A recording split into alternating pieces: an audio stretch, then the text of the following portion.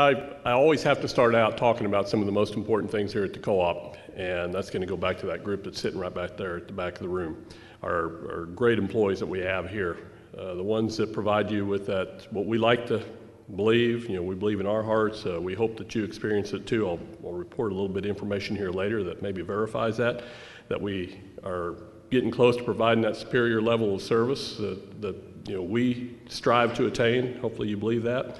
But this group back here, they're the ones that do that. They're the ones that make everything happen.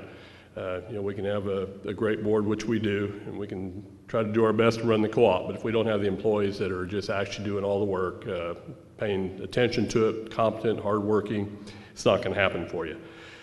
As I talk about the past year and the upcoming year, there are a lot of things that go on, a lot of activities here at the co-op that I don't speak about, even though they do have some impact on our members. They have some impact on the service that you get. There's a lot of construction, maintenance, repair of electric lines. It's just, normal, routine, day-to-day stuff. Goes on all the time. We've got handling all the requests and the needs of the members. I could put Angie on the spot here and say, do you remember how many phone calls we get in a year's time in the office?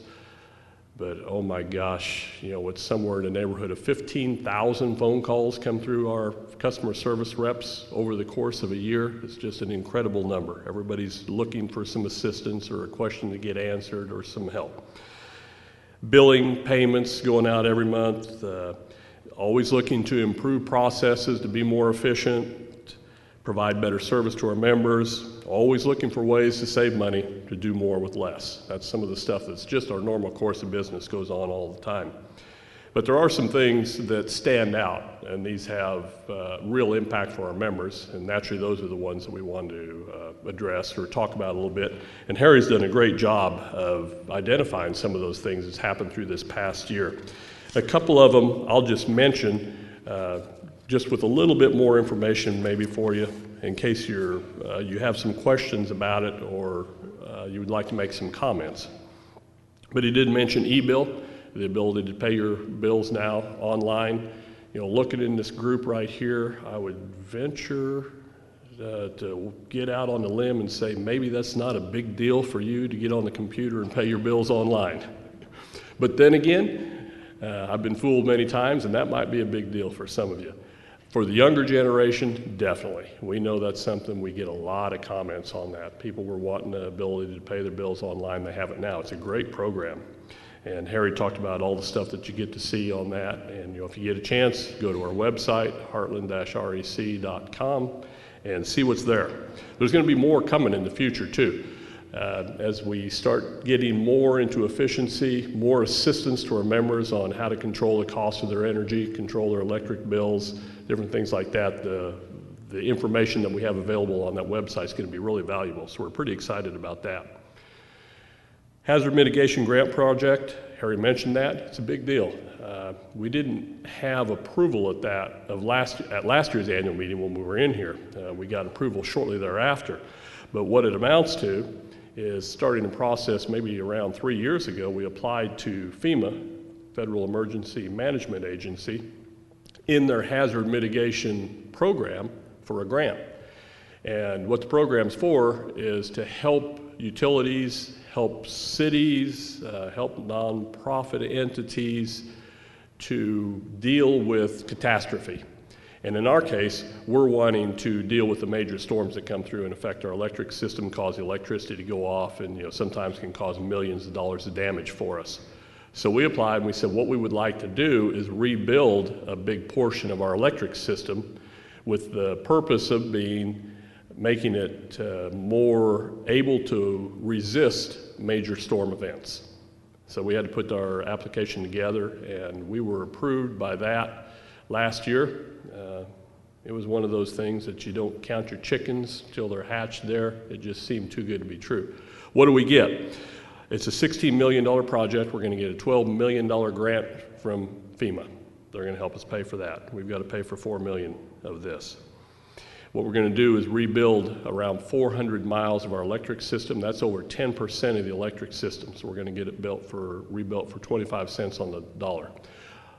Most of this electric system is going to have to be rebuilt anyways. It's not that we're going out here and rebuilding already new stuff. Our system now is approaching, a lot of it's approaching 80 years of age. So it takes a lot of maintenance, a lot of money. So this is a big deal for us. It'll help.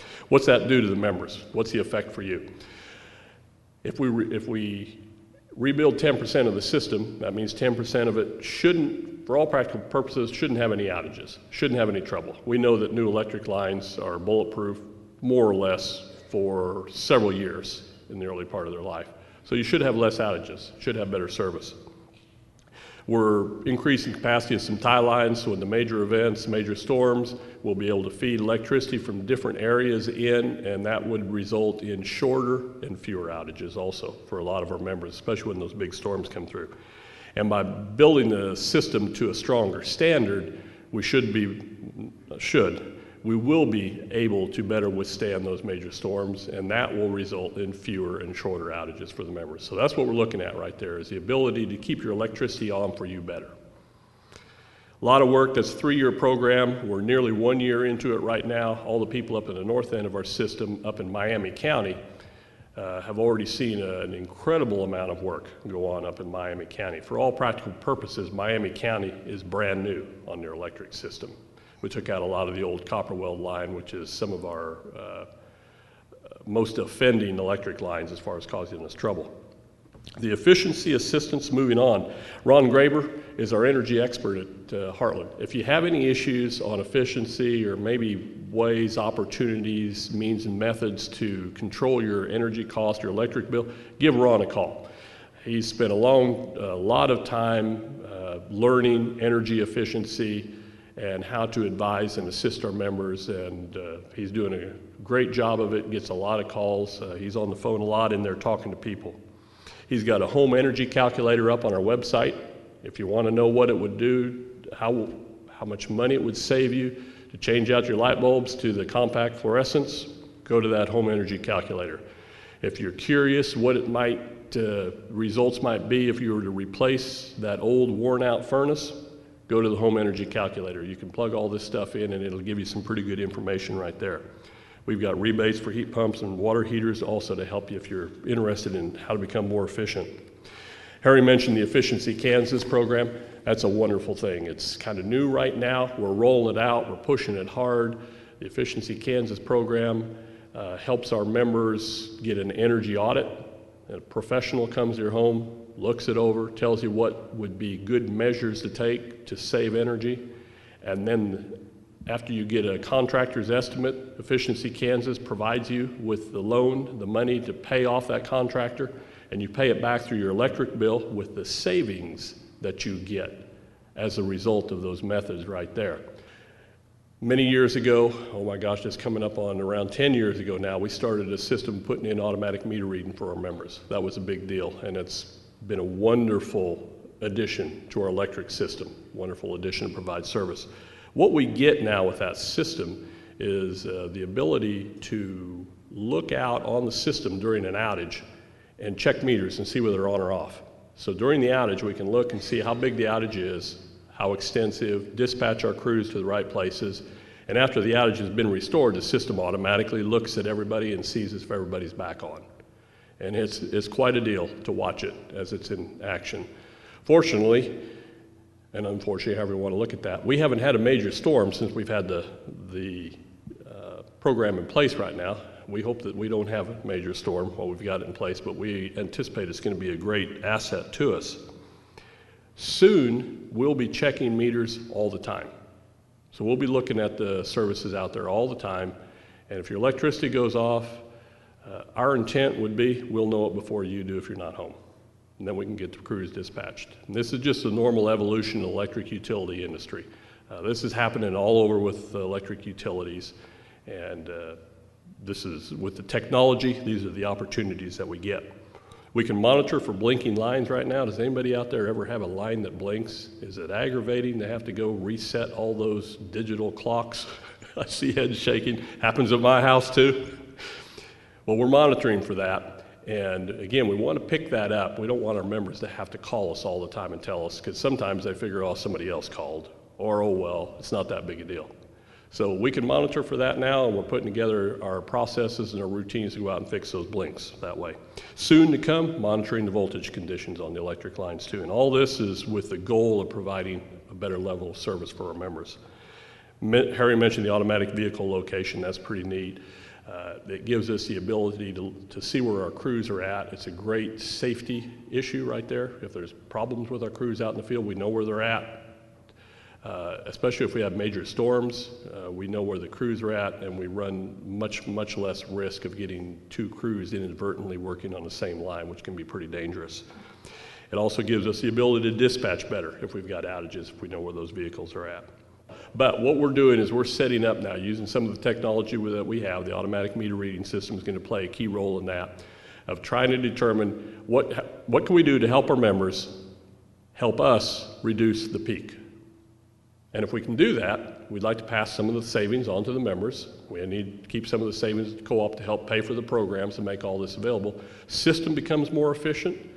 The members become more efficient in their use of electricity. The power supply becomes more efficient. It's just a lot of benefits all the way around. So we're pretty excited about this program right here. And yes, we'll be looking at a pilot for this summer because it's a big deal. Making sure that we get everything right so that we can roll it out to the membership. So as a whole, hopefully we would be coming to you in 2012 saying, hey, this is what we've got. Would you like to help us control the peaks? Doing all that without raising electric rates. That's the key, and that's the trick right there. We did have an increase from our power supplier on January 1, 2011, about 3%, maybe 3.5% for Heartland. The board said, we don't need to increase our rates. We're financially strong, we're doing well. Let's not ask our members to pay that increase right there. Our second biggest customer on the electric co-op is a coal bed methane company. So that's been a real blessing for us, helped us keep the rates down, helped increase our usage. That helps pay for the increasing costs that are going on every year. But we're not seeing that happen right now, so that's just another challenge that we've got to deal with. Hopefully as this recession starts to wind down and times start to get a little bit better, we'll see some homes being built again. Maybe we'll see a little bit happen in the oil industry, a little bit happen again in that coal bed methane industry. And that's good for everybody if we can sell more electricity over there and help spread our costs around. It is encouraging to see our new governor and the state legislature tackle the budget in earnest. Now the verdict's still out. I don't know if they've resolved that yet, but at least it looks like everybody's recognized that that's an issue for our state. And that has trickled down effect to us. Getting the expenses under control for the state, has an effect on taxes, different things like that. It's effect on the pocketbook of our members. Support of the Holcomb plant by our governor is a big deal. That's a coal-fired plant that they're wanting to expand out in Holcomb, Kansas. That's a good thing for Kansas. Anytime you can have a multi-billion-dollar investment, I believe that is, out there in the state of Kansas, that's going to be good for everybody. We still have concerns over the EPA rules and greenhouse gases. Harry mentioned an energy policy. We don't have one nationally. Those are always threats to our industry and the cost of our electricity. We know that the costs of energy are probably going up. Nobody believes they're going down, but we're going to do everything we can to make sure that we'll try to insulate you the best we can. Make sure that we've done everything we can to keep our rates from having to go up because of that. Finally, one last thing I want to mention then. The level of service that we provide, that's our focus, and we like to have ways to measure that so we can see, are we doing what we ought to be doing? So we conduct a member survey every year. We've been doing that for 6 or 7 years now, probably. Some of you, I'm sure, have received some phone calls of the company that conducts that member survey for us. We are just tickled to death that our members in 2010 scored us at an 86. Okay, so what's that mean? Well, an 86 puts us in the top 25% of all the electric co-ops in the nation. So we're just really proud of that. We're proud of the fact that we can provide that level of service, and we're proud of the fact that our members recognize that we're providing that level of service and are willing to let us know that we're doing a good job. Can we do better? That's what I would like to issue as a goal here at the co-op challenge, that we can improve that number from 86 and maybe move ourselves up in the top 15%. That's just good for our members right there.